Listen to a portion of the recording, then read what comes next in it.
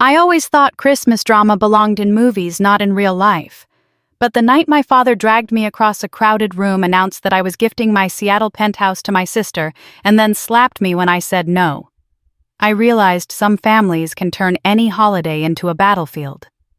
The sound of his hand against my cheek still echoes in my memory, not just because it hurt, but because 200 guests fell silent at once, as if they'd witnessed a public execution. Cameras rose, mouths opened. My heartbeat roared in my ears as I told him, voice cold and steady, "The penthouse is mine. You just lost me." I didn't know it then, but that moment would split my life into before and after, and expose truths I had spent decades trying not to see. To understand how everything cracked open that night, you need to know what led to it, how the imbalance in my family was planted long before the Christmas lights ever turned on. I grew up in Oregon City, where every December smelled like pine trees and wood smoke. My parents loved Christmas, the lights, the parties, the rituals, but only one of their daughters ever seemed to glow under them. My younger sister Lily was the golden child, the one with the perfect curls, the endless praise, the spotlit performances. Every Christmas photo showed her beaming center stage, while I stood somewhere on the side holding the extra ornament or making sure the tinsel didn't fall. By the time I was 12, I already understood my role. Lily got the new dresses, the music lessons, the special shopping trips. I got the clearance bin sweaters and the "you'll grow into it" hand-me-downs. When relatives visited on Christmas Eve, they always asked Lily to play carols on the piano. They didn't ask me anything at all. I was the helpful daughter, the dependable one, not the adored one. I remember one Christmas when I was 15. I had saved for months to buy my mother a delicate silver necklace I knew she'd wanted. I wrapped it carefully in blue tissue paper and placed it under the tree. But that morning, right as she opened it, Lily burst into the room wearing a new red dress twirling like a snowflake caught in the light. Everyone clapped. Everyone turned. My mother barely glanced at the necklace before placing it aside. I told myself the sting in my chest was silly, that I was overreacting, that being overlooked was normal. As the years went on, the pattern carved deeper. If I won an award at school, my father congratulated me with a distracted, "Good job, kid." If Lily passed a single class without drama, it was a celebration. My mother hung Lily's report cards on the fridge like art and told me not to make a fuss when I asked why mine never appeared there. "You know your sister needs encouragement," she always said. It was the same line every year. By high school, I worked part-time jobs, babysitting shelving books at the library, cleaning tables at a diner, not because I wanted to, but because I knew my parents wouldn't cover the things Lily got by default. Even on Christmas morning, when most kids my age unwrapped gifts, I opened envelopes with $20 bills and a pat on the shoulder. Lily got new boots and designer perfume. I told myself it didn't matter. I told myself it made me strong. College became my escape route, but even that came with a price. My parents promised Lily they'd help her with rent when she eventually moved out. For me, their only advice when I left for Seattle was, "Don't get into too much debt." I moved into a cramped dorm room with thrifted bedding and worked 2 jobs between classes. My parents sent Lily Christmas packages filled with clothes and makeup. Mine had socks and a handwritten note reminding me to stay responsible. But here's the thing I learned to build myself. I swallowed every slight and used it as fuel. I studied harder, worked longer, pushed further. By my late 20s, I had climbed into a demanding but rewarding career in Seattle. I lived in a tiny apartment in Capitol Hill, eating noodles more nights than I'd admit, telling myself one day I'd make it. One day I'd buy a place where no one could minimize what I'd earned. When I toured the penthouse that would eventually become my home, I cried in the elevator afterward quietly, the way I had cried as a child when no one noticed I wasn't okay. It was glass and light and space. A symbol of every hour I'd worked while Lily posted beach selfies and tagged my parents in comments like, "Thanks for supporting your girl." I wasn't anyone's girl. I was my own. But success doesn't heal old wounds, not when your family refuses to see it. My parents visited once months after I moved in. The moment they stepped through the door, their eyes didn't widen with pride, they narrowed with calculation. My father asked the price before he said hello. My mother ran her fingers across the marble counters like she was appraising them. They didn't say, "We're proud of you." They said, "This is too big for one person and Lily could never live like this." I didn't know it then, but that was the first moment a seed was planted. A seed that would grow into entitlement, then expectation, then a public humiliation so harsh it would sever every illusion I ever had about family. And it all began with a Christmas invitation sealed in red foil with my mother's handwriting curled across the front. "Come home for the holidays. We have something special planned." Lily always seemed to glide through life as if the universe was arranged to cushion her every fall. While I clawed my way through early adulthood with spreadsheets, ramen, and exhaustion, she drifted from one dream to another, none lasting, none requiring much effort. I used to tell myself she'd grow out of it, that eventually she would stand on her own feet. But every time she stumbled, my parents were right there with a safety net woven out of excuses money and unconditional praise. When Lily was 20, she announced she wanted to become a fashion influencer. My father bought her a high-end camera. My mother bought her ring lights and a wardrobe large enough to outfit a boutique. Lily posted 5 videos before quitting because the market was too saturated. A year later, she switched to real estate, failed the licensing exam twice, and blamed the trick questions. She moved on to event planning, then marketing, then a short-lived try at fitness coaching. Every chapter ended the same way, dramatic tears, elaborate excuses, and my parents rallying around her like she'd suffered a tragic injustice. They never once asked her to take responsibility. They just smoothed the path again and again. Meanwhile, I rented apartments so small I could hear my neighbors breathe. I worked 80-hour weeks, my eyes stinging from screen glare, my hands trembling from lack of sleep. In the evenings, I ate dollar menu sandwiches and checked my balance anxiously, praying I wouldn't overdraft. When I finally earned my promotion and bought my condo, Lily posted selfies drinking lavender lattes, tagging fancy brunch spots my parents funded. Our lives could not have been more different. Lily didn't visit my Seattle apartment once during those years, but she followed my posts closely enough to feel irritated by my progress. She sent me messages dripping with thinly veiled resentment disguised as compliments. "Cute place," she wrote once. "So minimalist. I could never live without nicer things." Another time, "I love that you're finally doing something big with your life." The implication that everything before had been small, unimpressive, hung in the air like a stain. The older she got, the more entitled she became. She posted about manifesting her dream home and waiting for blessings to fall in the right place. But behind every wish was the unspoken assumption that good things would simply appear, because that's how life always worked for her. My parents enabled that worldview, wrapping her in a bubble where consequences didn't exist. I remember one dinner at my parents' house months before that Christmas. The smell of rosemary chicken filled the kitchen as my mother fussed over Lily's hair. My father poured Lily extra wine, ignoring the fact that she had arrived nearly 30 minutes late. When I walked in carrying a bottle of Pinot Noir, they barely looked up. Lily dropped into a chair with exaggerated exhaustion and announced she had quit another job. Her boss, she said, had been too demanding.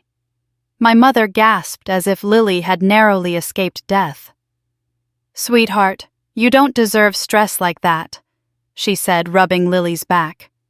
My father muttered, "These workplaces don't appreciate talent anymore." Then they both turned to me. "How's work?" my father asked without interest. "Busy," I said. "We're preparing for a big quarter." He nodded but didn't ask more. My mother didn't ask anything at all. They had no curiosity about my life unless it served as a point of comparison for Lily. As the meal went on, I noticed something unsettling. Lily kept circling the conversation back to Seattle. She asked about neighborhoods, restaurants, the commute, the cost of living. At one point, she said, "I think I'd thrive in Seattle. There's so much opportunity there. It's such a vibe." My father smiled at her, the same proud smile he reserved only for Lily. "Maybe one day," he told her. "Maybe sooner than you think." I felt a flicker of confusion but brushed it off. My parents said vague, strange things all the time. It wasn't until later, when I caught Lily scrolling through images of luxury Seattle condos on her phone, that something inside me tightened. She saved photos with captions like future home and manifesting abundance. She never glanced at me, but I sensed something simmering beneath her casual tone. It wasn't until she said, "Your building is so pretty, Nat. Kind of perfect for a couple," that the hairs on my arms rose. I pretended not to hear the implication. After dinner, when I went to get my coat, I overheard my parents in the kitchen. My father's voice was low, serious. "She deserves a good start," he said. "A real foundation." My mother murmured agreement. "And Natalie has more than enough. It would be such a blessing. Such a blessing. Such a blessing." For whom I stood frozen, staring at the hallway mirror. My reflection looked back older, tired, wary. I didn't fully grasp the meaning of their conversation then, but a coldness settled in my stomach. As I drove back to Seattle that night, I told myself I was imagining things, that I was being paranoid, that my family, for all their flaws, wouldn't dare try to take something so personal, something I had built with my own hands. But deep down I knew better. I just didn't know that the entitlement I sensed wasn't an accident. It was a blueprint. And that Christmas they planned to execute it in front of a crowd. By the time I stepped into the Seattle Penthouse for the first time, the evening sun was staining the hardwood floors in warm gold, and for a moment I just stood there breathing like I'd reached the peak of a mountain no one believed I could climb. The air smelled faintly of new paint and ocean wind drifting in through the glass balcony doors. The city hummed below me, soft, distant, indifferent, and for the first time in my life, I felt weightless. I had signed the papers. I had the keys. After years of scraping by, grinding through 80-hour weeks and collecting quiet victories no one celebrated, this place was mine. I walked from room to room with my fingertips grazing smooth walls, testing the reality of it. The kitchen counters gleamed untouched and perfect. The living room stretched wide, its windows revealing fairy lights drifting across Elliott Bay like floating constellations. In the second bedroom, I imagined a desk, a bookshelf, a place where I could finally build a life without fear of losing ground. I whispered to the empty air I did this, and my voice came back to me in an echo that felt like applause. That night, I opened the small bottle of champagne I had saved for years, originally meant to celebrate a promotion that passed with no acknowledgement from my parents. I poured a glass, stepped onto the balcony, and let the cold wind sting my cheeks. Below me, the city glowed. Behind me, the penthouse stood ready, waiting for the life I would breathe into it. I lifted my glass and toasted myself. I toasted the girl who babysat kids until midnight, who walked home from double shifts in the rain, who ate ramen so many nights she memorized the sodium content. I toasted the woman who had built a future with no applause, no safety net, and no family cheering on the sidelines. But triumph has a strange way of stirring old ghosts. My parents visited the penthouse a few months later, and the shift in the air was immediate. My father stepped inside and paused, not in admiration but in calculation. "How much did all this cost you?" he asked before even removing his coat. My mother walked in after him, her perfume thick and sugary, running her hand over the leather sofa like she was assessing inventory. "It's a lot of space," she murmured. "Too much for one person, really." I made coffee, offering it with a small smile, trying to ignore the sourness rising in my stomach. My father sipped his slowly, his eyes wandering the room. "It's impressive," he said, but there was no pride, only suspicion. "You sure you can keep up with this property taxes maintenance? If something happens at work, you're stuck with all this," my mother chimed in. "You should think about renting it out until you settle down.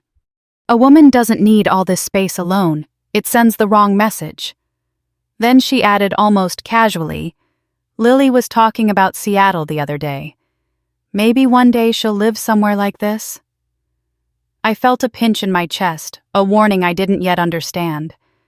While my parents critiqued the space, my phone buzzed. It was Lily. A DM on Instagram reacting to a photo I'd posted of the view. "Ugh, I'm so jealous," she wrote. "Some people get all the luck." Luck. As if luck had anything to do with it.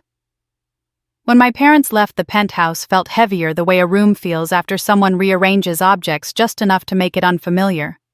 I walked to the balcony and looked out at the city, trying to shake the unease.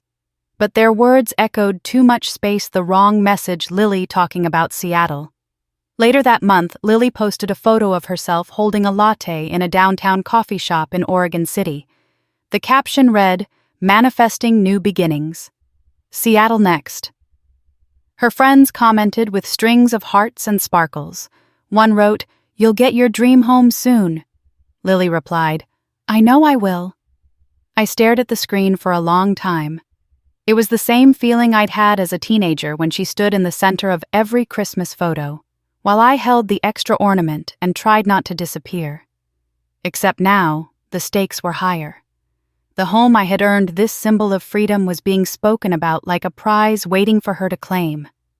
At work, things were finally looking up. I had built a reputation as the consultant who took on the hardest portfolios and revived them. But even there, the shadow of my family crept in. One of the senior associates asked during a team lunch, "Why do you work so hard? You don't have kids, right? No husband, no one to rush home to." He said it like I was incomplete, like success was only meaningful if someone else benefited from it. That night, as I walked home through the chilled Seattle air, I thought about how often people tried to shrink me. My colleagues with their sexism, my parents with their disapproval, Lily with her envy. And yet, I kept expanding. A few weeks later, I got coffee with Joanna, my cousin, the observant one, the quiet one. She hesitated before saying, "I overheard something weird at Aunt Carol's last week. Your mom was talking about your place. She said it was generous of you to help Lily with housing soon." It felt like the ground shifted beneath my feet. "What do you mean by help?" I asked. Joanna swallowed. "They were talking like you were giving her something." A chill ran through me. I stared at my latte, watching the foam dissolve. "That's not happening," I said. "I know," Joanna whispered. "But Nat, they think it is."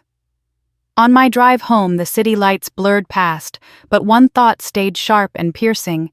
My parents weren't done taking from me. They never had been. And Lily? She was already rehearsing ownership of a life she had never earned. I stood on my balcony that night, arms wrapped around myself, and made a silent promise. They would not take this from me. Not the view, not the space, not the life I had bled to build. But a promise means nothing to people who believe you owe them everything. And my family had already begun writing a story where my penthouse belonged to Lily long before Christmas ever arrived. I saw the first sign of trouble the day my parents invited themselves back to Seattle for a quick visit. I had just finished a 12-hour workday and barely had time to smooth my hair before their knock echoed through the penthouse. My father stepped inside first, glancing around the foyer as if he were inspecting a showroom instead of visiting his daughter's home. My mother followed, her lips tightening in a smile that never reached her eyes. "It's spacious," she said, dragging her fingertips along the wall like she expected dust to leap onto her hand. My father whistled softly, not in admiration but judgment. "A lot for someone single," he murmured. "Hope you're not drowning in debt." I bit back the urge to tell him how many years I had drowned in everything else. Stress, exhaustion, loneliness, while they cheered for Lily's every half-hearted achievement. Instead, I offered them coffee and pretended their presence didn't make the penthouse feel 2 sizes smaller. They settled awkwardly on my sofa as if they expected it to collapse under them. My mother eyed the floor-to-ceiling windows. "That view is lovely, but it feels a little lonely, doesn't it? All this space for just you?" "I like it," I said simply. She smiled in that saccharine way she always used when preparing to say something cutting. "Of course. But a woman your age should think about practicality. You don't want people to think you're too independent. Men find that intimidating." My father chuckled as if that were profound wisdom. I forced a polite smile and sipped my coffee so I wouldn't say something I'd regret. That was when my mother's phone buzzed. Lily's name lit up the screen with a selfie of her in full makeup posing in soft lighting. My mother melted instantly. "Oh, it's Lily. Look at her, she's glowing today." She held up the phone like a proud stage mom showing my father. "She's thinking about moving somewhere fresh and exciting. Seattle would be perfect for her, don't you think?" My father nodded. "A nice place. Good start for someone like Lily." My stomach tightened. It was the first time they mentioned Seattle openly, and there was something in my father's tone that made the hair at the back of my neck lift. We moved to the dining area where I had laid out a few pastries. My mother barely touched hers. She kept circling back to the same theme: too much space, too much luxury, too much for one woman. They weren't subtle. They never had been. When they finally left, I stood in the doorway watching them disappear into the elevator. Only then did I let my composure crack. It felt as if they had entered my sanctuary with a crowbar.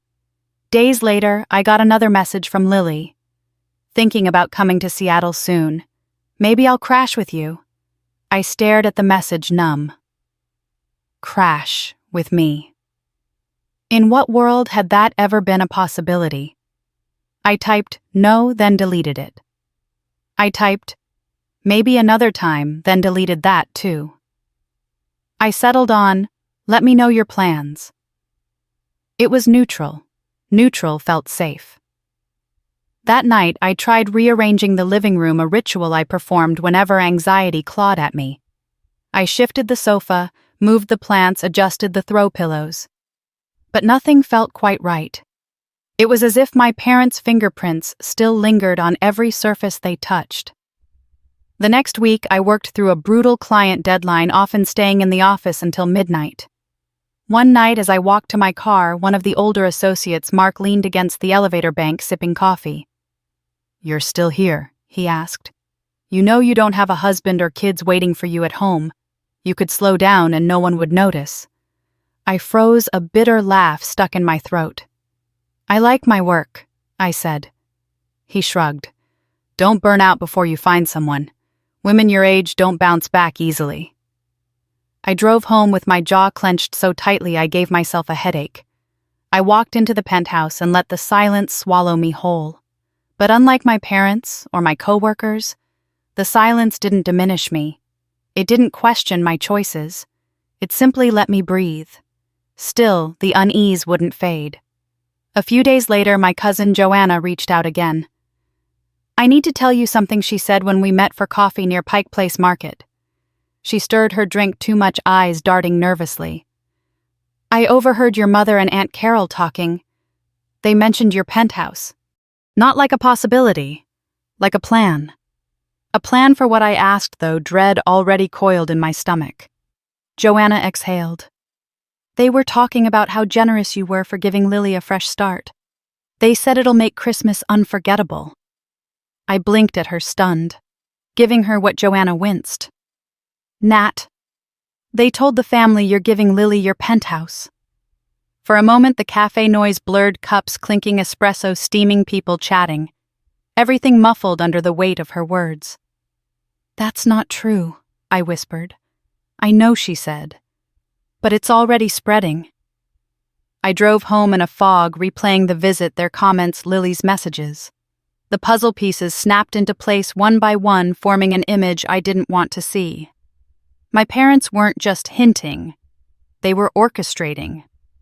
When I stepped into the penthouse, the city lights flickering against the glass, I felt something shift inside me.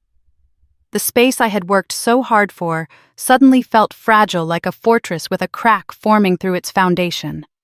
I walked to the balcony, the night wind biting against my skin, and whispered to myself, "They are not taking this from me." But deep down, I already sensed the truth. They thought it was theirs. They thought I was theirs. And they had a plan to prove it at Christmas.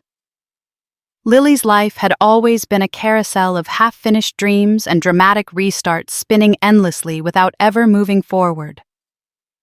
But as my own life slowly took shape with the stability I'd built through sheer exhaustion, her chaos began to feel heavier, louder, impossible to ignore. Every phone call from my parents seemed to revolve around whatever new disaster she'd created. Every family gathering turned into a stage where Lily performed helplessness, and my parents applauded as if she were doing something brave. At 28, she'd already cycled through more jobs than most people listed on their resumes in a lifetime. First came the marketing job she quit because the energy was off. Then real estate twice until failing the licensing exam became a sign that the universe had better plans. After that came event planning, fitness coaching, a short-lived stint running a jewelry boutique, and even a week where she claimed she was going to become a life coach. Through every misstep my parents covered, her debts comforted her ego and reassured her she was destined for greatness. They treated her like a fragile porcelain doll, terrified that the slightest discomfort might cause her to crack. Meanwhile, my phone buzzed with a new notification. Another curated photo of Lily lounging at a beach in California captioned, "Taking time to heal and realign." I stared at it from my office cubicle, the fluorescent lights making my headache pulse. Lily was on vacation again. I was on my third day of working past 10 p.m.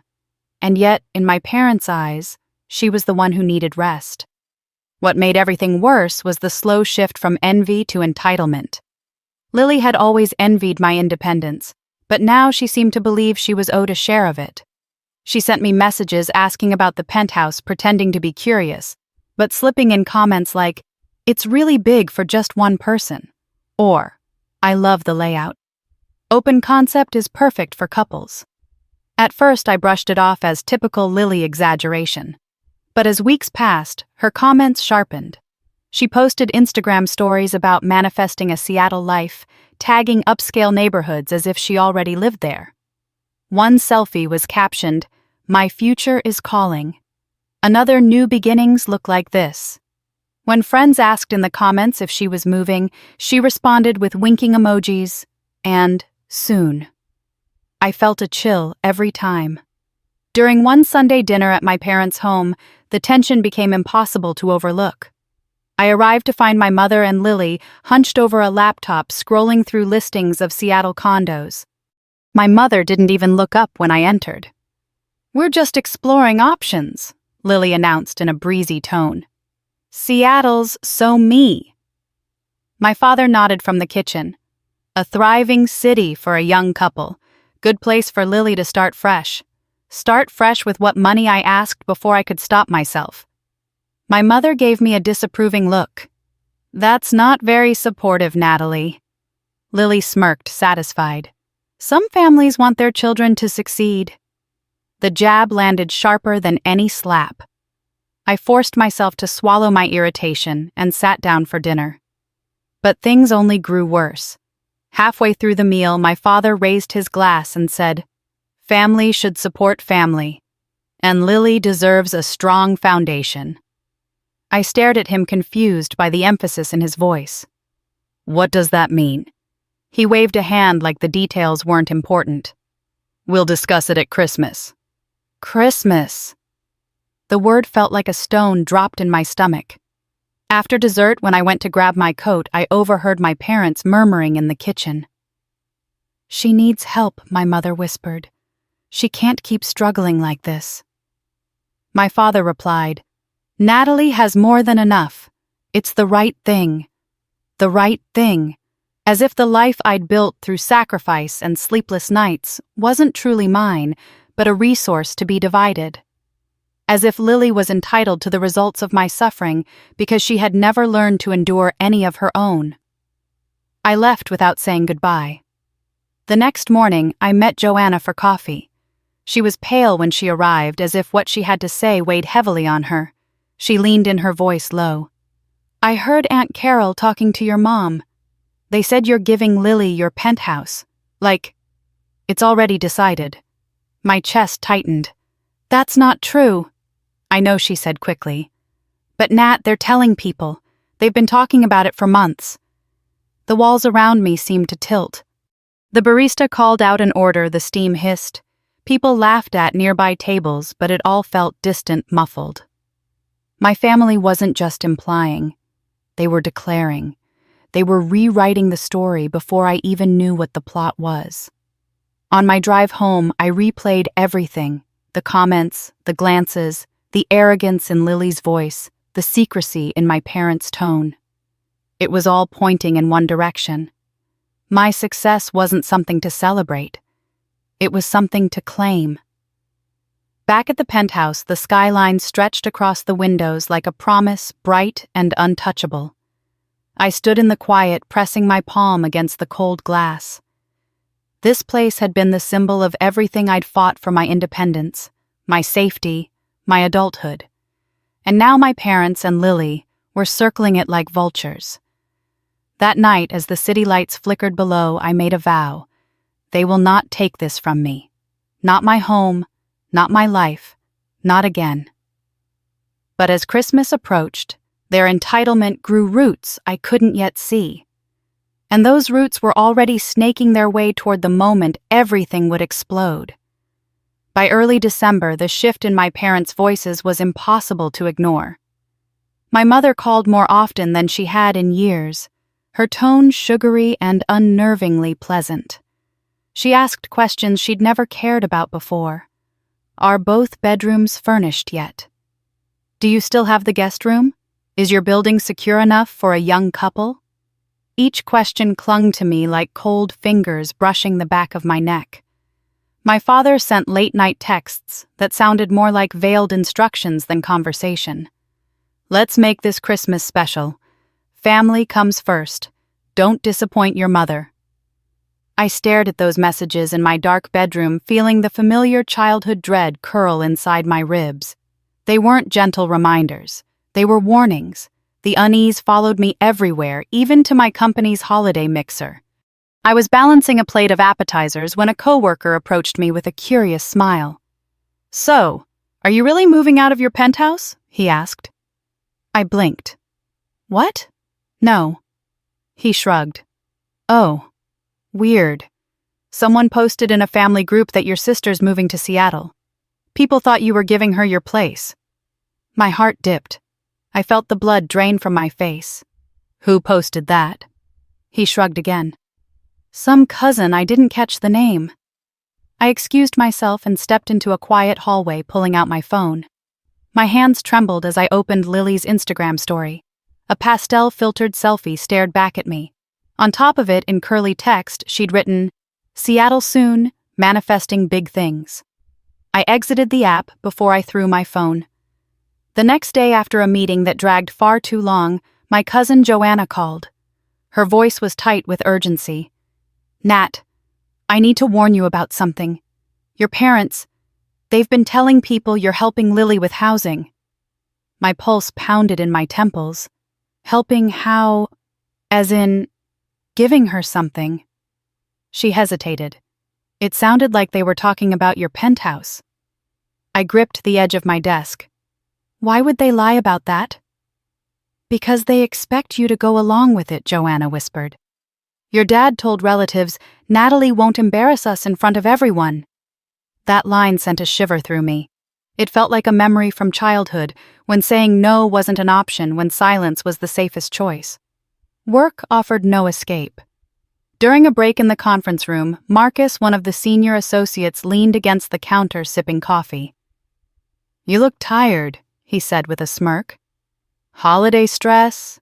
Or just working too hard for no reason?" "I have deadlines," I said quietly. He shrugged. "I just don't get why you're killing yourself. You don't have a husband or kids to support. You could relax a bit." My jaw tightened. It was the same message everywhere: shrink yourself, give less, be less. The world always seemed to ask me to fold while Lily was allowed to expand without limit. That night, my mother texted me a festive photo of the dining table she was decorating for Christmas. Beneath it, she wrote, "Everyone is excited about the big surprise you're giving Lily." My stomach lurched. Not only were they spreading the lie, they were celebrating it. A few days later, I drove down to Oregon City for an early family dinner, hoping naively that I could stop whatever story they were spinning before it gained more traction. But the moment I stepped through the door, I knew it was already too late.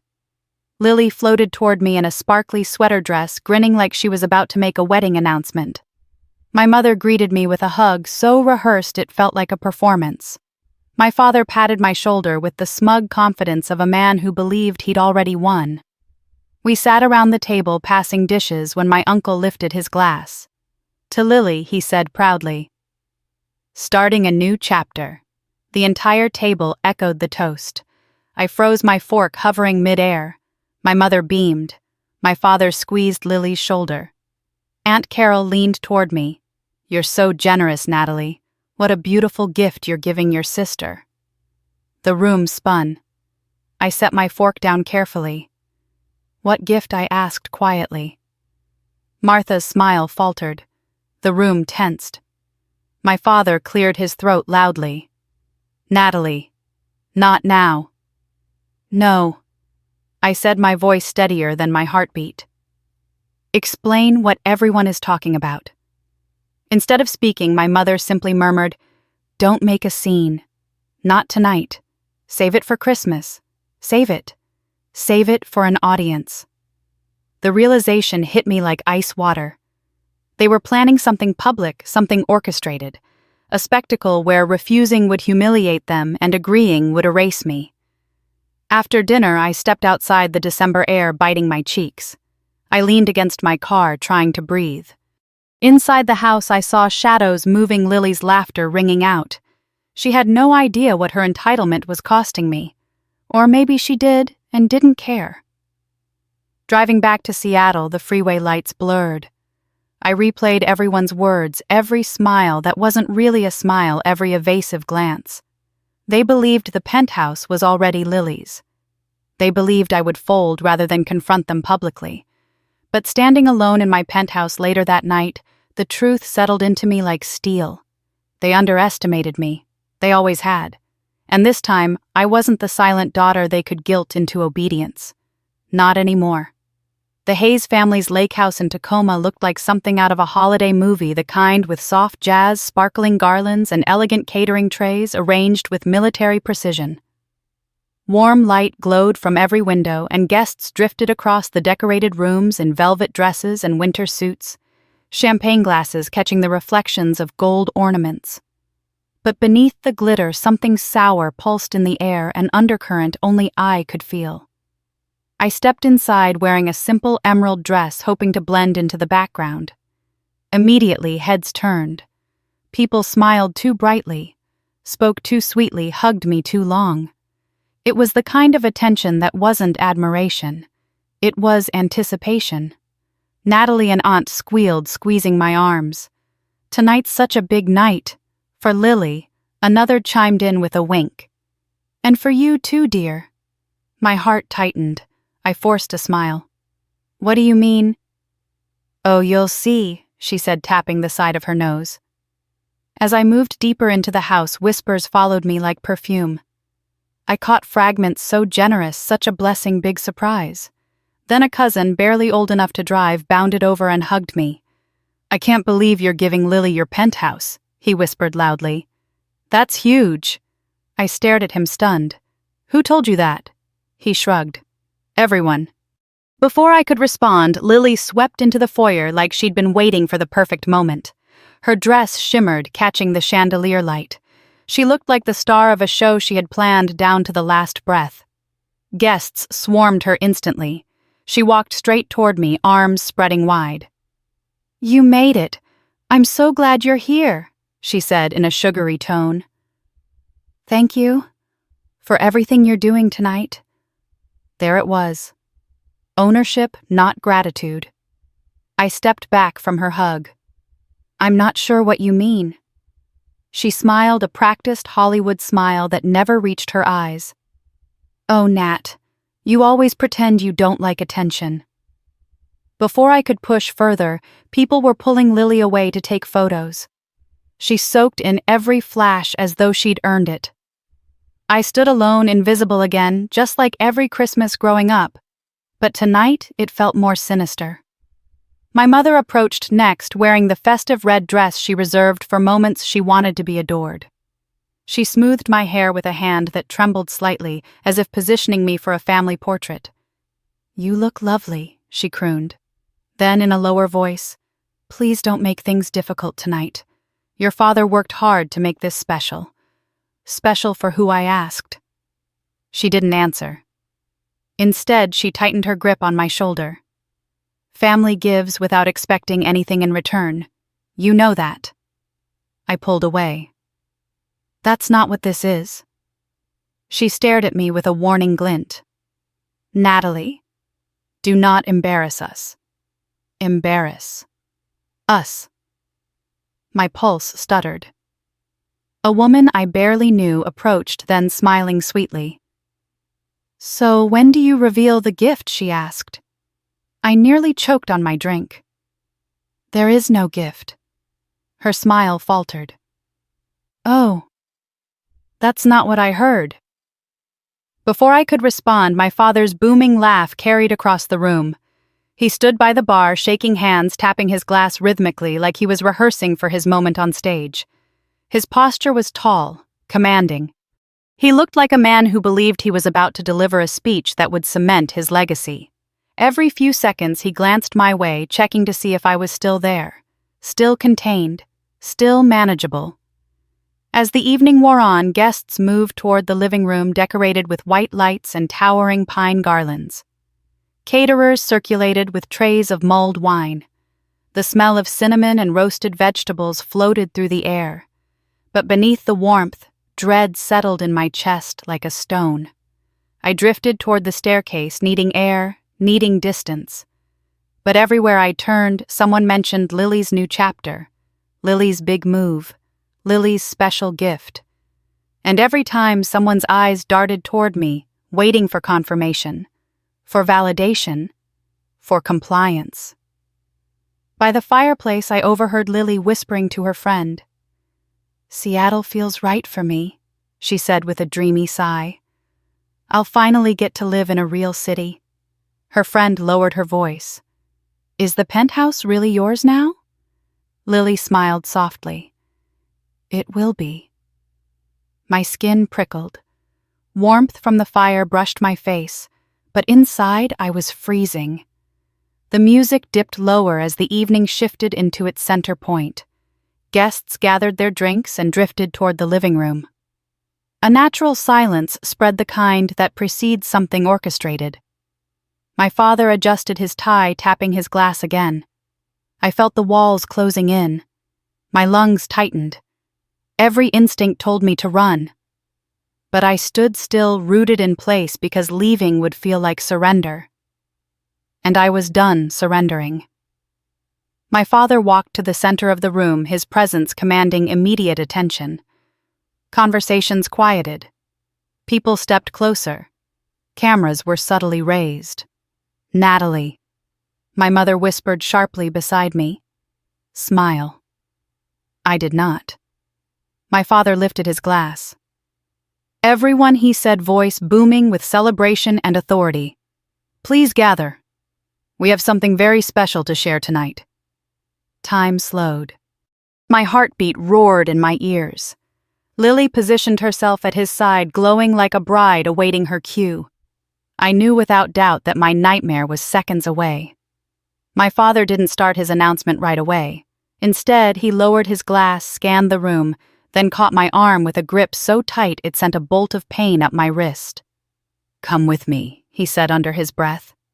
His smile stayed plastered on for the guests, but his fingers dug into my skin like a warning. He pulled me through the murmuring crowd, weaving between sequined dresses and tailored suits. Martha trailed behind us, nodding politely to people who tried to stop her, brushing off their attempts at conversation with a brittle laugh. I felt eyes following us, confused and curious. But no one spoke up. No one ever did. My father yanked open the door to his office and shoved me inside. The moment the door clicked shut behind us, the festive noise from the party turned into a distant hum. The room was dim, lit only by a lamp on the desk. Heavy mahogany furniture loomed like silent witnesses. and there on the polished surface of the desk sat a stack of neatly arranged documents with my name printed across the top. The sight of it made my stomach drop. My father locked the door with a soft, decisive click. The sound of it final, deliberate, coiled dread up my spine. "We're done pretending," he said, straightening his tie. "Sign it." Martha positioned herself near the bookshelf, arms crossed, face strained with the effort of holding in her irritation. She looked at me like I was the one ruining Christmas. I stepped closer to the desk, pulse pounding. The papers were exactly what I feared, a property transfer agreement. My penthouse, my home, already prepared. Ready for a signature they assumed I'd be too frightened to refuse. "What is this?" I asked, though I already knew. "A wedding gift," he said coldly. "It's Christmas," I whispered. He shrugged. "A gift is a gift." My mother's voice softened in that saccharine way she always used when she wanted to manipulate me. "Honey, Lily and her fiancé need a stable place to build their life.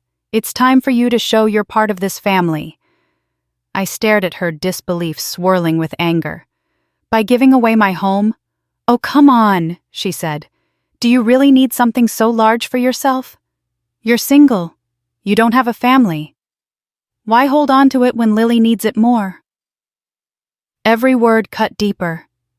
My father leaned on the desk, blocking the papers with his broad shoulders. "You're going to sign this," he said. "Tonight." I shook my head. "No." His eyes hardened. "Don't start." "You can't force me," I said quietly but firmly. He stepped closer, towering over me, his breath thick with whiskey. "You will not embarrass us," he hissed. "You will not humiliate your family in front of everyone out there." Behind him, my mother scoffed. "Always dramatic. Always difficult." Their words slammed into me like familiar fists, reminders of every childhood moment when standing up for myself was treated like betrayal. I tried to keep my voice steady. "I'm not signing anything. That penthouse is mine. I worked for it. Every hour, every paycheck, every sacrifice. It's mine." My father slammed his hand on the desk so hard the lamp rattled. "We raised you. We sacrificed for you." My laugh came out sharp, bitter. "Sacrifice? You can't even say you're proud of me without comparing me to Lily." My mother's jaw tightened. "Lily brings people together. She deserves stability. And you? I've never been enough for you," I said, "unless it benefited her." Silence sliced through the room. My father's face twisted. "If you refuse this, you're no longer part of this family. Do you understand?" A lifetime of swallowed hurt rose in my throat. I straightened my spine. "I understand perfectly." His fists clenched. "Then you'll regret this." Martha reached for my arm, trying to drag me toward the desk. "Sign it, Natalie. Don't ruin the night." I jerked away from her. "No." The temperature in the room shifted, rage cold and dangerous spread across my father's features. He moved toward me with a step heavy enough to crack the air. But then, just as suddenly, he turned away, yanked the lock open, and forced a wide smile onto his face. "Fine," he said through gritted teeth. "If you won't give privately, then you'll give publicly." The threat hung there like smoke. He grabbed my wrist again, harder this time, and dragged me down the hallway. The noise of the party grew louder with every step, clinking glasses and laughter swelling like a tidal wave ready to crash. We stepped back into the glowing living room. Guests turned curious. Lily stood near the center cheeks, flushed with excitement, oblivious or uncaring about the storm swirling around us. My father tightened his grip on my arm until I sucked in a breath. "You will smile," he murmured, "and you will nod." My mother appeared at his side, smoothing her dress, face bright with fake cheer. "Showtime," she whispered. Then my father stepped into the very center of the room. He raised his glass high, calling out above the music, "Everyone gather around. We have a very special announcement." Gasps, laughter, eager chatter filled the air as people circled in. I felt my pulse thrum in my ears. My father looked at me, victory gleaming in his eyes. He believed he'd trapped me, boxed me in, silenced me. But standing there in the soft glow of Christmas lights surrounded by 200 people waiting for their performance, all I felt was the first spark of defiance. He had no idea what was coming next. My father lifted his glass high, his voice booming with the confidence of a man who believed the world and everyone in it belonged to him. Tonight, he announced, we celebrate family, we celebrate sacrifice, and we celebrate a new chapter for our beloved Lily. A soft wave of applause rippled across the room. Lily blushed, pretending to be modest, though she stood like a bride awaiting her cue. My mother dabbed the corner of her eye with a napkin, acting as if this moment were the emotional peak of her life. I stood several feet behind them, pulse hammering in my neck. I already knew what was coming, but hearing it aloud still felt unimaginable. My father raised his voice even louder, savoring the attention. And what better gift this Christmas, he said, pausing dramatically, than the gift of stability and generosity. He turned slightly, looking straight at me with triumph. Thanks to my eldest daughter, Natalie. The crowd leaned in.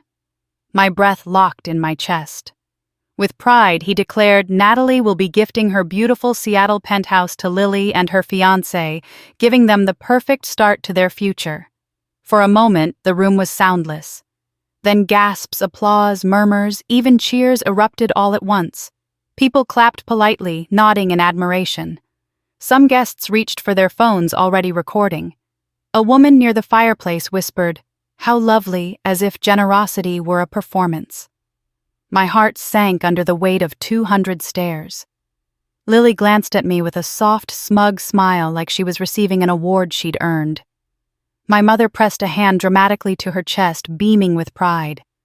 My father waited for me to step forward to nod to fulfill the script he had written. But I didn't move. The applause began to fade, replaced by an uneasy tension. People shifted, glancing between us, sensing something wasn't quite right. My voice, when it finally came, sliced through the silence. That isn't true. The room froze. A fork clattered to the ground. Someone gasped so loudly the sound echoed. My father's smile vanished instantly. "I'm not giving anyone my home," I said louder this time. A wave of whispers crashed through the crowd. Faces turned sharper, eyes narrowed, phones lifted higher. Greg Hayes took a step forward, his jaw tightening. "Natalie," he said in a low, dangerous voice. "Don't do this." "I have to," I replied. My voice trembled, but I stood tall. "You lied. I never agreed to give Lily anything." Lily's face twisted, tears filling her eyes on cue. "Why would you embarrass me like this?" she whispered, loud enough for those nearby to hear. My mother rushed to her side, draping an arm around her shoulders. "Natalie," she warned sharply, "think about what you're doing. Don't ruin your sister's special night." My father pointed a finger at me. "You are humiliating this family.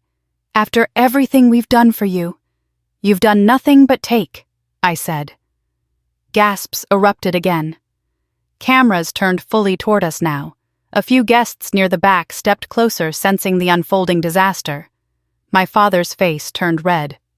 "You selfish, ungrateful! I worked for that penthouse," I said. "Every hour, every sacrifice, everything I have I earned. You don't get to give away what isn't yours." My mother let out a dramatic sob. "We raised you. You owe us." A man near the bar muttered, "This is getting ugly." Someone else whispered, "She didn't look like she knew about the gift." Lily cried harder, her mascara smudging perfectly. "You promised me," she said weakly. "I promised nothing," I replied. My father stepped closer, fury shaking his hands. "Enough," he hissed. "You will correct this. Right now. In front of everyone." He reached for my arm, but I pulled away. "No," I said. "I won't lie for you." My father's face contorted rage, humiliation, disbelief, all compressing into something violent. Before I could react, his hand shot out. The The slap cracked through the room like thunder. My head jerked to the side. Heat bloomed across my cheek, sharp and stinging. A collective gasp rose around us, high-pitched, horrified, unmistakable. Someone screamed, "Oh my God!" Another shouted, "Did he just hit her?" The entire room erupted into chaos. Chairs scraped, glasses shattered. People surged forward, unsure whether to intervene or step back. I slowly lifted my hand to my burning cheek. My father stood frozen, chest heaving, eyes blazing with a rage he couldn't swallow back down. My mother covered her mouth with both hands, though the look in her eyes wasn't shock, it was fear of judgment. Lily stared at me wide-eyed, but not with concern, with panic. The panic of someone watching the script fall apart. A voice near the tree yelled, "Call the police!" Another guest stepped forward as if to shield me, but a relative cut her off, whispering, "It's a family matter." I inhaled slowly, refusing to cry. I straightened my back. I met my father's eyes with a coldness I'd never felt before. And in a voice sharp enough to cut the air, I said, "The penthouse is mine. And you just lost me." Silence crashed over the room, a silence heavier than the slap. My father opened his mouth, but nothing came out. Lily clutched her fiancé's arm. Martha swayed as though her world had tilted.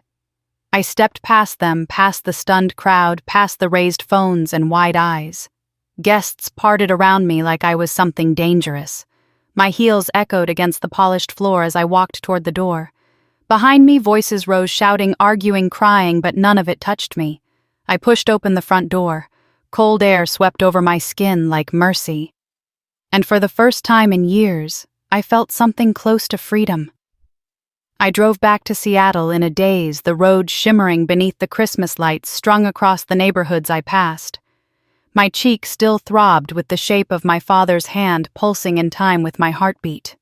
Every few minutes I touched the swelling just to remind myself it had actually happened, that he had struck me in front of 200 witnesses, that my family had watched it happen without stepping in. When I finally pulled into the garage beneath my building, the quiet swallowed me whole.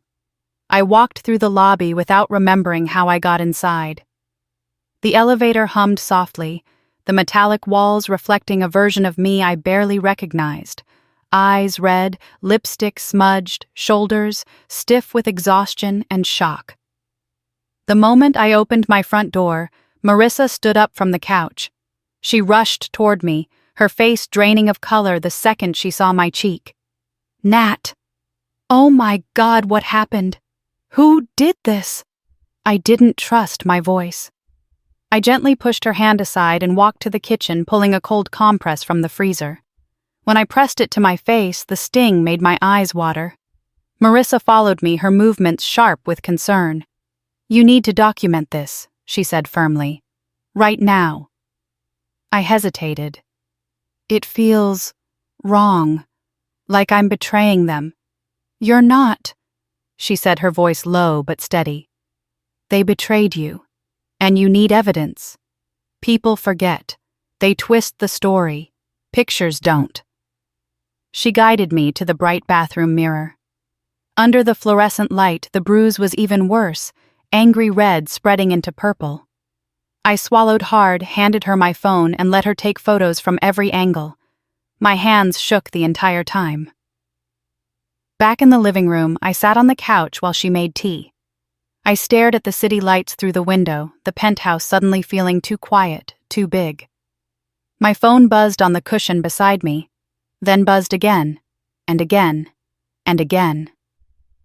22 missed calls, 12 voicemails, all from my parents. Marissa placed the tea in front of me. "Don't listen to them yet," she warned. I ignored her and pressed play. My mother's voice broke through the speaker, shrill with fury. "Natalie, what were you thinking?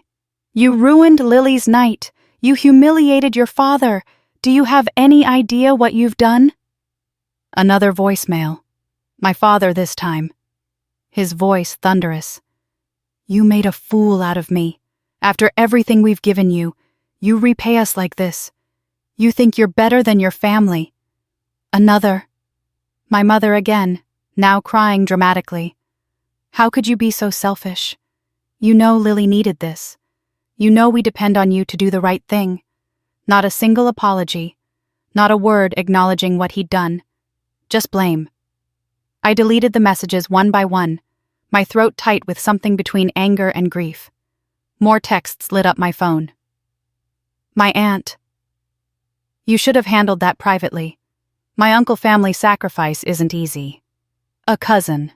Why did you humiliate your dad like that? Then nothing from Lily. Not a word.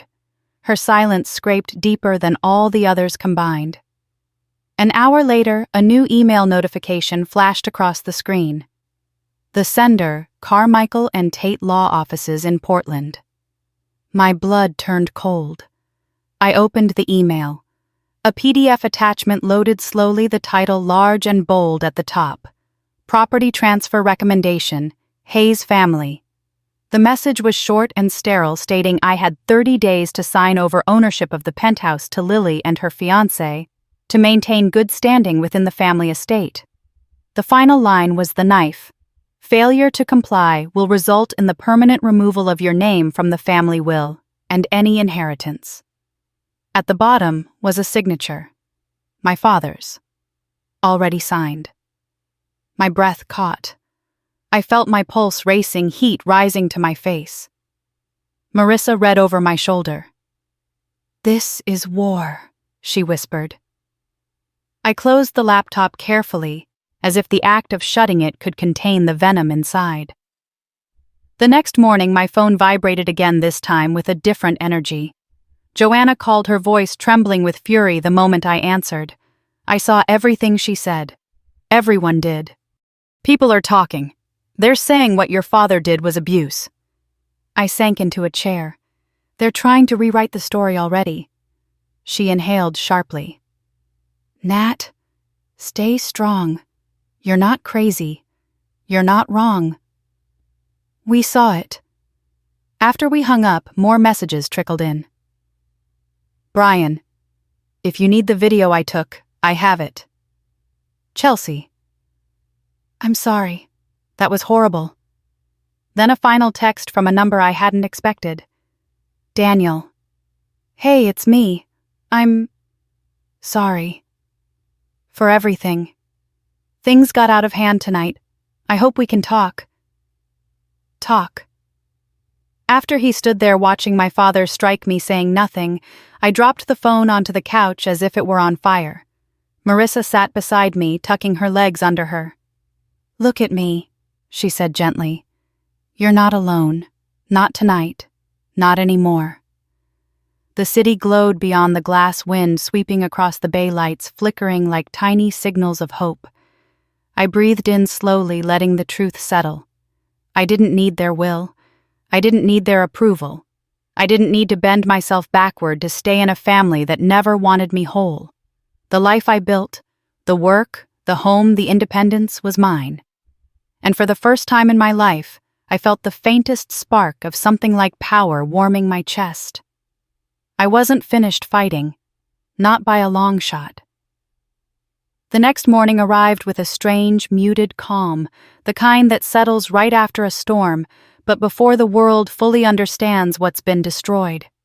I stood in the kitchen warming my hands around a mug of coffee while the winter light filtered pale and cold through the floor-to-ceiling windows. Seattle looked steady, almost serene, so unlike my family who had spent the night detonating message after message into my phone. I kept it silenced on the counter. Every ping made my chest tighten. I wasn't ready to face them yet. When I finally logged into my email for work, I expected spreadsheets, meeting reminders, maybe a note from Diana. Instead, the subject line that caught my eye was from my younger cousin, Melanie. The message was short. "I'm so sorry. You didn't deserve any of it. If you need me to say what I saw, I will." A lump rose in my throat. I typed back a thank you and set the laptop aside just as Marissa walked into the kitchen wearing scrubs and looking at me like I needed to be wrapped in blankets and guarded from the world. "Sleep at all?" she asked. "Barely." "You check the family group?" I shook my head. "No, You should, she said. It's blowing up. I braced myself and picked up my phone. The family Facebook thread, a sprawling monster of cousins, uncles, aunts, grandparents, and people whose names I barely remembered, was exploding. The first post was from my mother. A long theatrical paragraph accusing me of humiliating her, ruining Christmas, disrespecting the legacy of our family, and breaking Lily's heart. As if Lily's heart had ever been my responsibility. I scrolled further. She wrote, "We raised Natalie with so much love. We sacrificed for her education, her chance at success. And when she found prosperity, she turned her back on us. She struck her father with her words and wounded us all." My jaw dropped. Struck her father. With words she had rewritten the night in a single sentence. Another comment from an aunt. "I can't believe Natalie would embarrass him like that. A cousin at Christmas, too. Shameful." But then another voice cut through. Patricia, my unwavering cousin, the one who had tried to reach me at the party. Her comment was sharp as a blade, no. We all saw what happened. Richard slapped her. In public. On camera. She didn't hurt him, he assaulted her. Replies flooded instantly, some furious, some shocked, some trying to defend my father with excuses like emotions were high and he didn't mean it. But Patricia wouldn't back down. There's no excuse. Slapping your adult daughter because she said no is abuse. Allison chimed in next. I stand with Patricia. I saw the whole thing. Then Brenda. If this gets out, the family reputation won't survive. Maybe that's what some of you are afraid of. The thread devolved into chaos. Accusations, defenses, moralizing, finger-pointing. A digital civil war. Marissa read over my shoulder. Well, she murmured, the truth is out now. They can't rewrite everything. But I knew better. They would try. Work that week became both a refuge and a trial. I buried myself in the project Diana had handed me, determined to channel all the spiraling emotions into something solid, something mine. During a pitch rehearsal, she pulled me aside. You're sharper this week, she said quietly. Clearer. Stronger. I blinked. It doesn't feel like it. She gave a small smile. That's because strength doesn't feel like strength while you're building it. Her words stayed with me long after she walked away. Not everyone in the office was supportive. In the break room, I overheard two colleagues talking by the coffee machine. One whispered, "She's getting all this attention because she's playing the victim." My grip tightened around the cup I was holding. The other responded, "I heard her dad had a breakdown." Family drama always spills into work. I stepped out before they noticed me heart-aching. It didn't matter how much I achieved, some people would always believe success came from pity, not effort. That night, I returned home exhausted, ready to collapse. But when I checked my messages, I found one more surprise. A voicemail from Daniel. His voice trembled like he'd rehearsed the speech and still didn't know where to begin. "Hey, Natalie. I know this is complicated. I just wanted to say I'm sorry. For not stepping in. For believing what your parents told me.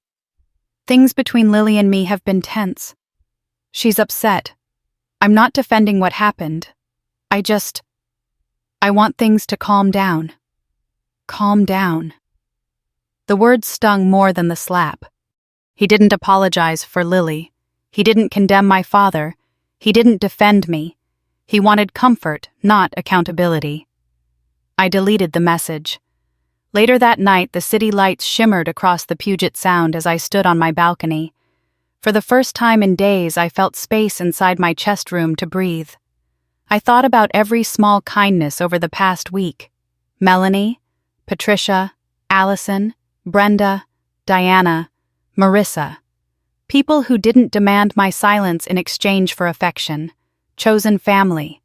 A phrase I'd never really understood until now. My phone buzzed again. Another message from a coworker. A cousin. A stranger who had been at the party and wanted to send the video. I didn't answer any of them.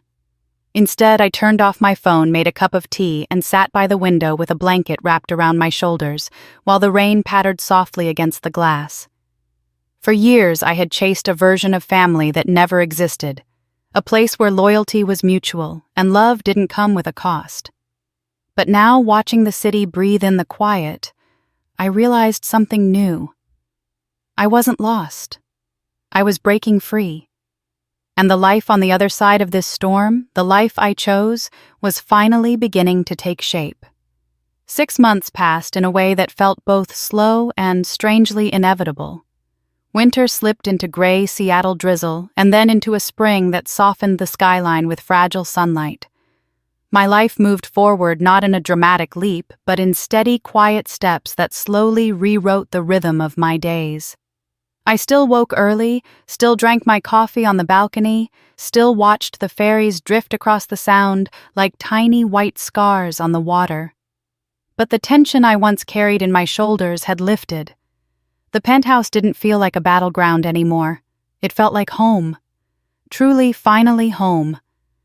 The bruise on my cheek faded within a week. The ache inside me took longer. But there was healing in the routines I rebuilt in therapy sessions where I learned to sit with my own silence instead of waiting for someone else's approval, in the friendships that grew stronger with each passing month. One rainy Tuesday afternoon, my phone lit up with an unfamiliar text. A photo appeared, a grainy ultrasound, tiny and perfect. Beneath it, Daniel wrote, "I thought you should know. We're having a girl. I hope someday things will be different." I stared at the screen for a long time, letting the emotions settle like sediment in a glass of water. There was no bitterness, no satisfaction, just a quiet tenderness for a life untouched by all the broken pieces that had come before her. I typed a simple response wishing them health, then set my phone aside. Whatever bridges existed between me and my family were long burned, but new life did not deserve the weight of old wounds. 2 weeks later, a thick envelope arrived from a Portland law office. I recognized the firm immediately, Carmichael and Tate. My pulse didn't spike the way it once would have. Instead, I calmly slit the envelope open. Inside was a formal notice stating I was officially removed from my parents' estate. No explanation, no apology, just a clean cut. I read the letter twice, then placed it in a folder in my drawer, the same folder where screenshots, emails, and photos from that night were stored. Not out of fear anymore. Just closure. When I closed the drawer, my hands felt steady. That evening, I FaceTimed with Patricia, who had become something like a lifeline. Her hair was messy from chasing her twins, and there were toys scattered everywhere behind her, but her smile was warm. "They're saying you abandoned the family," she said with a roll of her eyes. I laughed softly. They always did love rewriting history. "Maybe," she said. "But people are starting to talk. About what really happened. About your father. About the slap." I shook my head. "Let them. I'm not hiding. I just don't need to go back." Her expression softened. "I'm proud of you." The words lodged in my chest in a place that had gone hungry for too long. After we hung up, I walked through my home, noticing all the ways it had changed since the storm. The deep navy accent wall in the living room, the plants Allison brought now spilling over their pots, the vintage lamp Brenda found glowing beside my reading chair, the framed photo of Marissa and me on the balcony laughing so hard she was half collapsed against me. This wasn't a fortress anymore. It was a sanctuary, built not from fear, but from choice. That weekend I hosted a small dinner with the same friends who had carried me through the hardest nights. The kitchen smelled of garlic and fresh bread. Someone played soft music. The sound of laughter filled every corner of the penthouse. When we sat down to eat, I looked around the table at the women who stood by me when family failed me and felt something I hadn't felt in years. Belonging. Later, after everyone left and I cleaned the last wine glass, I stepped onto the balcony. The city stretched out beneath me, lights shimmering the air cool against my skin. For a long moment, I simply breathed. My parents were somewhere in Oregon, probably telling a version of Christmas no one could fact-check. Lily was preparing for motherhood, perhaps still convinced she deserved things she had never worked for. And Daniel, Well, he was learning that a family built on manipulation required more sacrifice than he realized. But none of that weighed on me now. The life I had built was mine. The peace I felt was mine. The future stretching in front of me, quiet, steady, honest, was mine. As the wind swept across the balcony, lifting strands of hair from my shoulders, I whispered a truth I wished the younger version of me could have heard. I didn't lose anything. I finally kept something. And if you're listening to this wherever you are watching from, maybe you understand that feeling. Maybe you've been the quiet child, the overlooked daughter, the one expected to carry burdens that were never yours. Maybe you've had to choose between peace and approval. If any part of my story mirrors a chapter of your own, I hope you'll share it in the comments. Someone out there needs to hear it. And if my journey brought you even a small spark of courage or clarity, tap like, subscribe, and stay with me for the next story. We're building a place where strength is ordinary, healing is possible, and no one's voice gets stolen again.